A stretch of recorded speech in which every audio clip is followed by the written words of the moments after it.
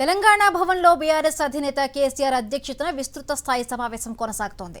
BRS silver Jubilee వేడుకలు నిర్వహించాలనే యోచనలో కేసీఆర్ ఉన్నట్టు తెలుస్తోంది. గ్రామ స్థాయి నుండి రాష్ట్ర స్థాయి వరకు కమిటీల ఏర్పాటు చేయనున్నారు.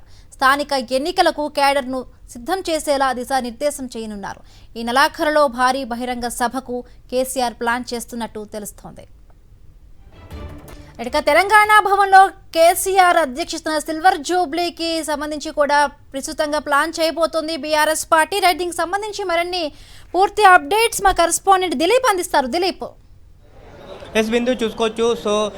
నేడు తెలంగాణ భవన్ వేదికగా కేసీఆర్ మాజీ సీఎం కేసీఆర్ అధ్యక్షతన బీఆర్ఎస్ రాష్ట్ర స్థాయి కార్యవర్గ విస్తృత స్థాయి సమావేశం జరుగుతుంది. ప్రారంభమై కూడా 30 నిమిషాలు కావస్తుంది. ఈ యొక్క సమావేశం సుదీర్ఘంగా జరిగే అవకాశం కనిపిస్తోంది. చాలా రోజుల తర్వాత తెలంగాణ భవన్కు కేసీఆర్ చేరుకున్నారు. సుమారు 7 నెలల తర్వాత కేసీఆర్ తెలంగాణ భవన్కి చేరుకున్నారు. ఇప్పటికీ గతంలో ఆ పార్టీకి సంబంధించి కూడా కొంత ఓటమి తర్వాత కూడా కేసీఆర్ కొంత రాజకీయాలకు దూరంగా ఉన్నారు. పార్టీకి సంబంధించినటువంటి అన్ని కార్యక్రమాలు కూడా పార్టీ సీనియర్ నేతలుగా ఉన్నటువంటి హరీష్ రావు, కేటీఆర్ అలాగే కొంత కవిత కూడా చూస్తూ వస్తున్నారు.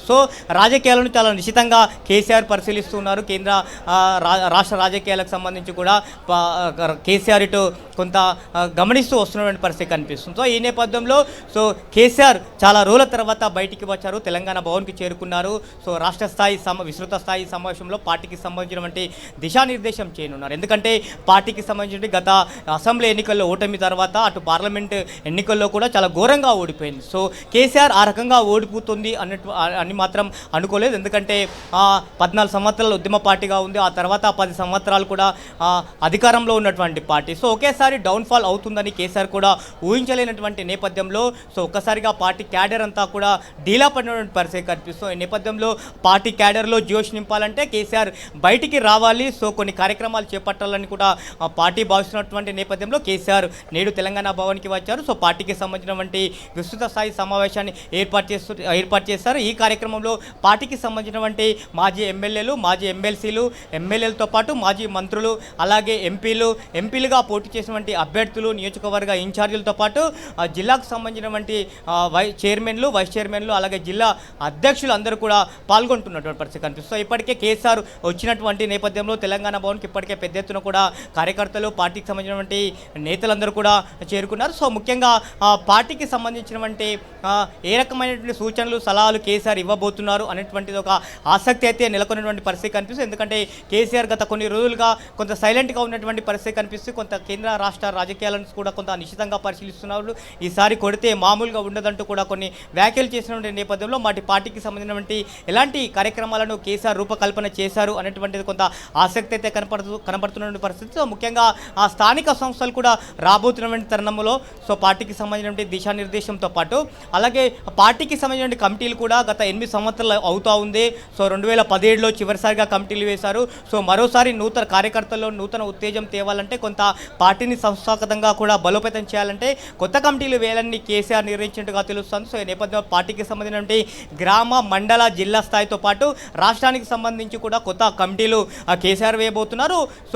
గతంలో ఉద్యమ సమయంలో ఉన్నటువంటి నేతలతో పాటు పార్టీలో తర్వాత చేరినటువంటి నేతలతో కలిసి ఈ యొక్క కమిటీలు వేయాలని కేసీఆర్ నిర్ణయించినట్లుగా తెలుస్తుంది. ఇవన్నీ కూడా స్థానిక సంస్థల ఎన్నికలకు ముందే కమిటీలు వేస్తే, కొత్త కమిటీలు వేస్తే కొంత క్యాడర్లో జోష్ వస్తుంది అనేటువంటిది కేసీఆర్ అభిప్రాయంగా తెలుస్తూ ఉంది. అలాగే పార్టీకి సంబంధించి కూడా 2001లో టీఆర్ఎస్ పార్టీగా పుడ్డు పోసుకుంది.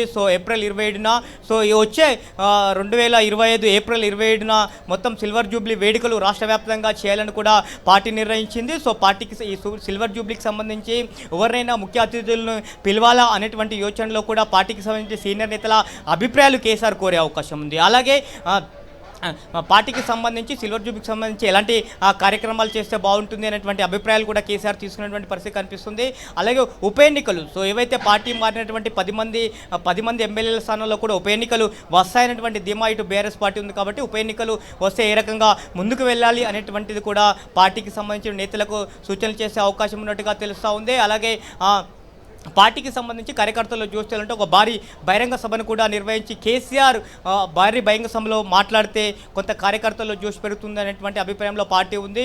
సో ఇప్పటికే ఆ పార్టీకి సంబంధించినటువంటి కార్యకర్తలు కూడా అధినేత కేసీఆర్ బయటికి రావాలి, ప్రతిపక్ష పార్టీ పోషించాలి, కొంత ఉద్యమాల్లో కూడా పాల్గొనాలనేటువంటి కొంత సూచనలు సలహాలు కొంత కార్యకర్తల్లో కూడా కనిపిస్తున్న నేపథ్యంలో దానికి సంబంధించి కూడా పెద్ద అనౌన్స్మెంట్ చేసే అవకాశం కనిపిస్తూ ఉంది. అలాగే కొంత బీసీ అంశం ఇప్పుడు తెర మీదకి వచ్చింది. సో 42% రిజర్వేషన్లు అమలు చేస్తామని కాంగ్రెస్ పార్టీ చెప్పింది. సో కాబట్టి కామారెడ్డి బీసీ డిక్లరేషన్ అమలు చేయాలని చెప్పి పార్టీ భావిస్తున్న తరుణంలో సో బీసీకి సంబంధించి కూడా ఒక ఉద్యమాన్ని తేవాలి అని చెప్పి కూడా పార్టీ భావిస్తున్నట్టు తెలుస్తుంది. నేపథ్యంలో కామారెడ్డిలోనే ఒక బీసీ సభను కూడా ఏర్పాటు చేయాలని పార్టీ సూచిస్తున్న నేపథ్యంలో అందులో కూడా కేసీఆర్ మాట్లాడాలని చెప్పి చెప్తున్న నేపథ్యంలో సో పార్టీకి సంబంధించి అది కూడా ఒక సూచన వచ్చే అవకాశం కనిపిస్తూ ఉంది. సో దీనికి సంబంధించి మొత్తం కూడా ఆ పార్టీకి సంబంధించి చాలా రోజుల తర్వాత ఒక కీలకమైనటువంటి సమావేశం అయితే కేసీఆర్ నిర్వహిస్తబోతున్నారు. సో మరి ఏ రకమైనటువంటి సూచనలు సలహాలు నిర్ణయాలు తీసుకుంటారో కాసేపట్లో తెలిసే అవకాశం ఉంది. బిందు రైట్.